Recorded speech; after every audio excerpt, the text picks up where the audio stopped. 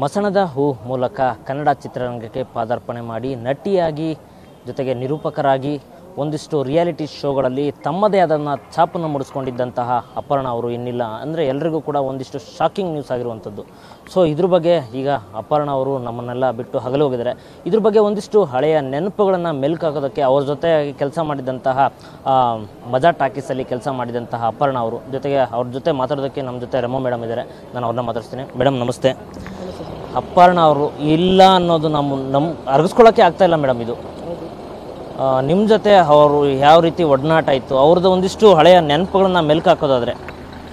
Sir, ಈಗಾಗಲೇ ಹೇಳಿದ್ದೀನಿ ನಾನು, ಭಾಳಷ್ಟು ಈಗ ನೆನಪು ಅಂತ ಇದ್ದಾರೆ ಅಷ್ಟೇ. ಅವರು ಇಲ್ಲಿವರೆಗೂ ನೆನಪು ಅನ್ನೋದಿಲ್ಲ, ಯಾಕಂದ್ರೆ ಅವಾಗ ಸಿಗ್ತಾಯಿದ್ವಿ. ಈಗ ಒಂದು ನೆನಪಾಗಿದ್ದಾರೆ. ನಮ್ಮ ಅಪ್ಪಟ ಕನ್ನಡತಿ, ನನ್ನ ಪ್ರೀತಿ ಪಾತ್ರರು ನನ್ನೆಲ್ಲ ಬಿಟ್ಟು ಅಗಲಿದ್ದಾರೆ. ಆ ದುಃಖನ ಭರಿಸೋ ಶಕ್ತಿನ ಮೊದಲು ಅವ್ರ ಫ್ಯಾಮಿಲಿ ಕೊಡಲಿ ದೇವರು. ಆಗ ನಾವು ತುಂಬ ನೋವಲ್ಲಿದ್ದೀವಿ. ಅವ್ರ ಆತ್ಮಕ್ಕೆ ಶಾಂತಿ ಸಿಗಲಿ ಅಂತ ಕೇಳ್ಕೊತೀವಿ ಸರ್.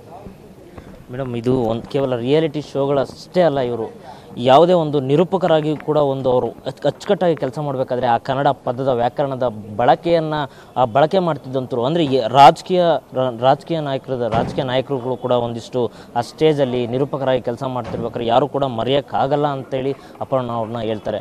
ನಿಮ್ಮಲ್ಲಿ ಒಂದಿಷ್ಟು ಕೆಲಸ ಮಾಡ್ಬೇಕಾದ್ರೆ ಯಾವ ರೀತಿ ಒಂದಿಷ್ಟು ನಿಮ್ಮ ಹತ್ರ ಒಡನಾಟ ಮಾತುಗಳನ್ನ ಹಂಚಿಕೆ ಮಾಡ್ಕೊಳ್ತಿದ್ರು ಮೇಡಮ್? ಸರ್, ನಿಮ್ಗೆ ಅದೇ ಹೇಳಿದೆ, ನಾವು ಯಾವತ್ತೂ ಬರೀ ನಗು, ಸಂಗೀತ, ಸಾಹಿತ್ಯ ಇಷ್ಟೇ. ಬೇರೆನೋ ನಾವು ನೆಗೆಟಿವ್ ಥಾಟ್ಸ್ ನಾವು ಮಾತಾಡ್ತಾನೆ ಇರಲಿಲ್ಲ. ಬೇರೆಯವ್ರ ಬಗ್ಗೆ ನಾವು ಮಾತಾಡ್ತಾ ಇರಲಿಲ್ಲ.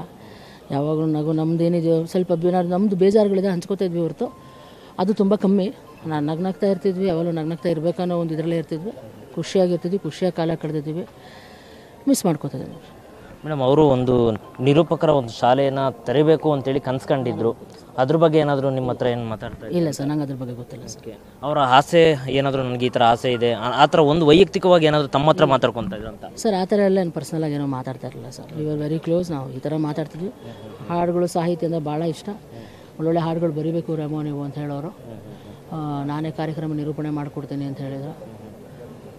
ಇಷ್ಟು ಬೇಗ ಹೋಗ್ತಾರೆ ಅಂತ ಅಂದ್ಕೊಂಡಿರಲಿಲ್ಲ. ಕಳ್ಕೊಂಡಿದ್ದೀವಿ, ನೋವಾಗಿದೆ.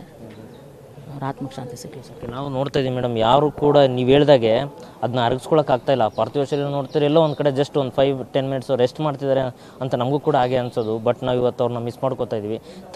ನೀವು ಅವ್ರ ಜೊತೆ ಒಡನಾಟ ಇಟ್ಕೊಂಡಿದ್ರಿ, ಏನು ಹೇಳೋಕ್ಕೆ ಇಷ್ಟಪಡ್ತೀರಿ ಮೇಡಮ್? ಸರ್, ನಾನು ಹೇಳೋದೆಲ್ಲ ಹೇಳಿದ್ದೀನಿ. ಮತ್ತೆ ಅದನ್ನೇ ಮಾತಾಡೋದು ತಪ್ಪಾಗುತ್ತೆ. ಯಾಕಂದರೆ ನಾನು ನೋವಲ್ಲಿದ್ದೀನಿ, ಅರ್ಥ ಮಾಡ್ಕೋತೀರಾ ಅನ್ಕೋತೀನಿ ದಯವಿಟ್ಟು. ಯಾಕಂದರೆ ಈ ಥರ ಸಂದರ್ಭಗಳಲ್ಲಿ ಏನು ಮಾತಾಡಬೇಕಂತ ತೋಚಲ್ಲ. ಏನಂದರೆ ಆತ್ಮಕ್ಕೆ ಶಾಂತಿ ಸಿಗಲಿ. ಮತ್ತೊಮ್ಮೆ ಅಂಥ ಒಂದು ಪ್ರತಿಭೆ ಹುಟ್ಟಲ್ಲ. ನಮಗೆ ಸಿಕ್ಕಂಥ ಅನರ್ಘ್ಯ ರತ್ನ ಅಂತ ಹೇಳ್ಬೋದು.